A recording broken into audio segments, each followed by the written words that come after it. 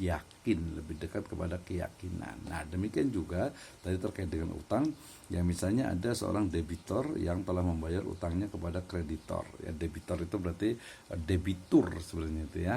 Debitur kan yang utang gitu ya. Nah, telah membayar utangnya kepada kreditur, orang yang memberikan utang ya. Kemudian wakil debitur itu membayar lagi utang debitur atas sangkaan bahwa utang belum dibayar oleh debitur. Maka wakil debitur berhak meminta dikembalikan uang yang dibayarkannya karena pembayarannya atau yang dilakukan atas dasar persangkaan yang jelas salahnya, yaitu menyangka bahwa utang belum dibayar oleh debitur. Ya, jadi ada dua orang nih, ada orang yang utang dengan yang punya utang. Ya, kemudian orang yang utang ini kemudian dia bayar tuh kepada yang punya piutang gitu ya. Nah, tapi kemudian ada satu orang, mungkin saudaranya atau yang mewakili dari orang yang punya utang itu bayar tuh kepada siapa? Kepada yang punya piutang, karena dia ragu-ragu kayaknya nih belum bayar, saya bayarin gitu ya. Nah, ternyata pas dibayarin ternyata apa? Ternyata udah dibayar gitu. Maka kemudian uangnya itu ya harus dikembalikan.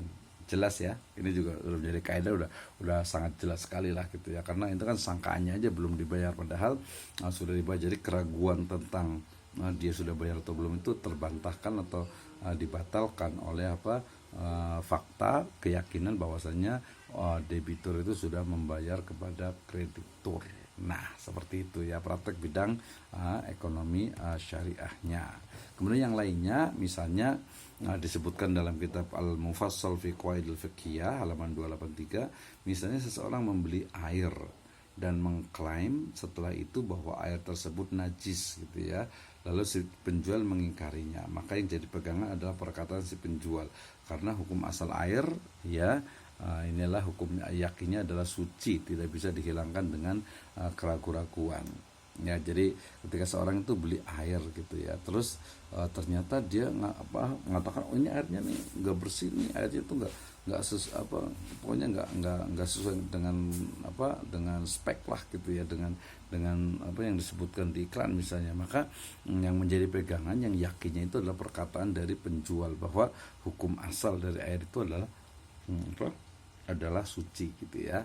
Nah, ini sebenarnya kalau terkait dengan jual beli air sebenarnya nanti harus dibahas tuh ya, tentang dikatakan al-muslimuna syuraka fis salas ya, filma wal kail, kemudian juga wanar gitu ya. Jadi umat Islam itu bersekutu atau sama-sama memiliki dalam tiga hal ya, tiga hal. Yang pertama adalah air, yang kedua adalah nar, api, yang ketiga adalah padang rumput ya. Sebenarnya tidak boleh ada privatisasi sebenarnya di situ gitu ya, sehingga nanti ada yang mengatakan ya bukan jual beli airnya tetapi lebih kepada bagaimana jasa gitu ya. Jadi jasanya harus dijelaskan ya, mungkin sebagian ada yang belum paham. Oke, itu yang kedua ya, jadi hukum asalnya. Yang berikutnya, tidak wajib bagi pembeli menanyakan kepada penjual mengenai barang dagangannya apakah barang tersebut miliknya atau bukan, atau barang tersebut barang curian atau bukan ya.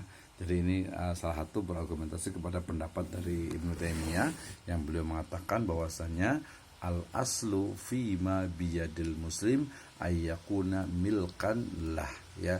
Jadi hukum asal segala sesuatu yang ada di tangan orang Islam itu adalah miliknya ya, karena itu adalah awalnya, sehingga hukum asalnya inilah yang yakin tidak bisa dikalahkan dengan sekadar keraguan gitu. Jadi ketika seseorang itu, ini hukum asal, lagi-lagi ini hukum asalnya.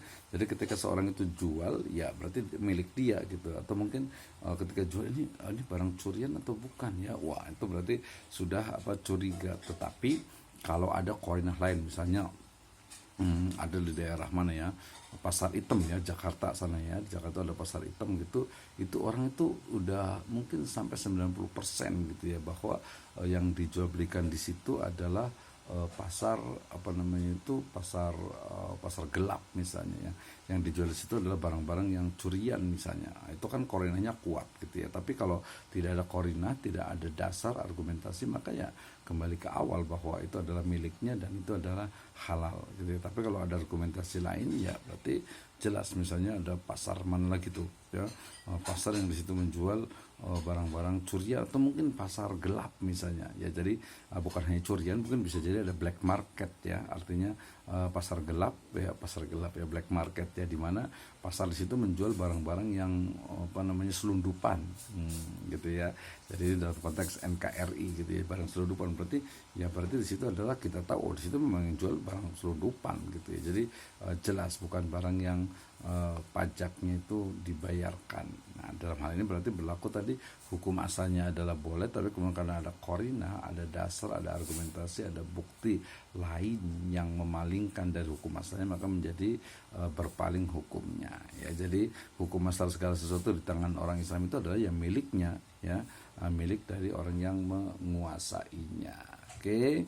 Nah, kemudian yang menarik ya dari kaedah ini, dari kaedah al-yaqinu la yuzalu bisyak ya, itu turunan kaidah ini menjadi dalil hukum atau dalil dalam bidang usul fikih ya, yang disebut dengan kaidah ataupun rumus ataupun formula ya, kaidah istishab ya. Istishab adalah mengembalikan hukum kepada hukum asal ya, sebelum terjadinya berbagai perubahan ya. Nah, istishab ini ada dua, istishab ibahah, yaitu hukum asal segala perbuatan adalah ibahah, mau boleh atau mubah gitu ya. Yang kedua adalah istishab baro'ah, artinya hukum asal segala sesuatu adalah lepas dari kewajiban sampai datangnya dalil ya, betul ini ya. Jadi hukum asalnya ya lepas dari kewajiban sampai ada datangnya dalil bahwa dia melakukan kontrak dan sebagainya. Yang ketiga ada istishab nasyar'i, yaitu hukum asal dalil syar'i adalah tetap berlaku sampai datangnya mansuh atau penghapus. Jadi hukum asal nasyar'i ya ini sampai ada qorina atau dasar lain yang membatalkannya gitu. Kalau ayat Al-Quran berarti ya ayat Al-Quran dan seterusnya gitu ya. Ada juga istishab wasfi atau wasofi ya. Wasfi yaitu hukum asal segala sesuatu dengan sifatnya, sesuai dengan sifatnya sampai datang yang menyelisihinya. Seperti di pagi hari telah dalam keadaan suci, maka keadaan kedua tetap dihukumi suci jika tidak ada yang menunjukkan penyelisihan. Jadi sama juga ya, pada baik kita suci, udah bersuci berarti ya masih bersih sampai ada buktinya. Oke, ini adalah kaidah yang kedua ya, dalam hal terkait dengan apa? Al-yaqinu la yuzalu bi syak. Al-yaqinu la yuzalu bi syak. Keutamaan kaidah, dasar hukum dari Al-Quran, dasar hukum dari hadis, penerapan kaidah dalam bidang ibadah, penerapan kaidah dalam bidang muamalah, kaidah turunan 1, 2, 3, 4, 5, 6, 7, 8, 9 ya, lebih kurang 9. Ada lagi praktek dalam bidang ekonomi syariah, ada beberapa. Kemudian turunan itu menjadi kaidah istishab dalam usul fikih, dan ini juga menjadi dasar bagi berbagai bidang, termasuk juga dalam bidang ekonomi, bisnis dan keuangan syariah ya. Nah, selanjutnya kita akan masuk ke kaidah asasiyah yang ketiga. Baik, sebelum kita masuk ke kaidah yang ketiga ya, kita akan berikan waktu kesempatan untuk yang bertanya ya, atau mungkin sambil minum dulu ya.